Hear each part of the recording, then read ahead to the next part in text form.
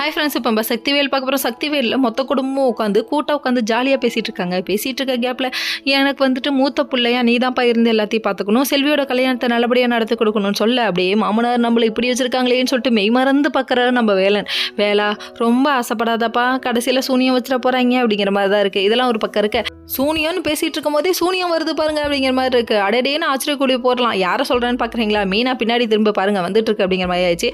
அதுக்கப்புறம் மீனா அந்த வந்துட்டேன் அப்படின்னு சொல்லிட்டு, இந்தாங்க உங்களுக்கெல்லாம் வாயில் வச்ச அல்வா மாதிரி ரபக்குன்னு உள்ளே போகிற கேசரி செஞ்சுருக்கேன் அப்படின்னு சொல்ல, இந்த கேசரியா? இது கேசரி இல்லடி, எங்களுக்கு வச்ச சூனியம்டி அப்படிங்கிற மாதிரி ஆயிடுச்சு. எல்லாரும் வாங்கி ஒரு வாய் வைக்கிறதுக்கு முன்னாடி ரொம்ப யோசிக்கிறாங்க. ஆனால் நம்ம சக்தி இதை புரியாமல் வாங்கி டபக்குன்னு உள்ளே போடுறாங்க. சரின்னு இருக்க, வாங்கி வச்ச உடனே இவங்களுக்கு அப்படியே ஹார்ட் அட்டாக் வராத குறைதாங்க, அந்த அளவுக்கு இருக்குது. இவ்வளோ கொடூரமாக யாரும் உப்புமா பண்ண மாட்டாங்கடி அப்படின்னு மனசில் நினச்சிட்டு இருக்காங்க. சூப்பர் அப்படின்னு வாயை திறந்து சொல்ல முடியல, அந்த அளவுக்கு கொடூரமாக இருக்குது. இன்னொரு பக்கம் இது எதுவுமே தெரியாமல் அப்படியே சாப்பிட்றியாடா வேலை எப்பட்றா அப்படிங்கிற மாதிரி இருக்குது. அது மட்டும் இல்லைங்க, இது திங்கிற போது மார்பிள் கல்ல கடிக்கிற மாதிரியே இருக்கேன்னு இவர் மனசுக்குள்ளே நினைக்கிறாரு.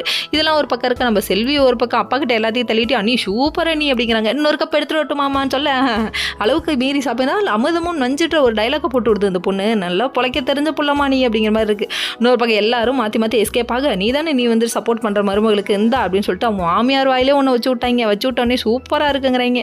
எல்லாம் சூப்பராக இருக்கும் என்னமோ, ஆனால் நான் சமைக்கிறது எனக்கே பிடிக்கல, அதனால எங்கள் அண்ணன் வெளியில் வாங்கி கொடுத்தாருன்ற டைலாக் தூக்கி இங்கே போட்டாங்க. Okay friends, next